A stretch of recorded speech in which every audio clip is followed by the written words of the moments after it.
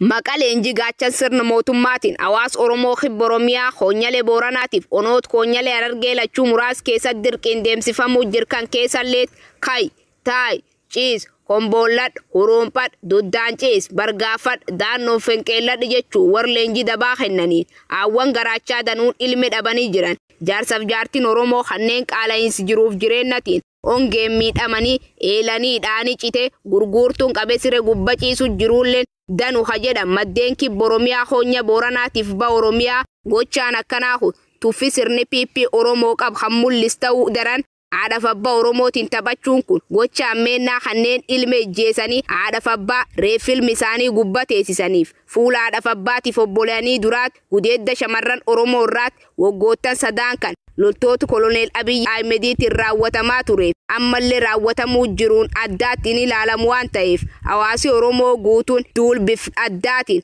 ABO'n labsatee tarkaanfilee boonsa fudhachuu jirkanaatti karaa isaa danda'am cufaan hirmaachuun mootummaa bade balleessa piippihan ofirraa qolachuu qofaattu salphina sabaat Oromoo mudatu jalaa nu baasu waan ta'eef ABO waliin hiriirru kallattii hooggantooti keen ajajooti ABO nu kennan hordofnu bar salphinaahan umurittaa goonu jechuun kadhaammatan miseessot qeerroo bilisummaa Oromoo kibba Oromiyaatiif ba Oromiyaati.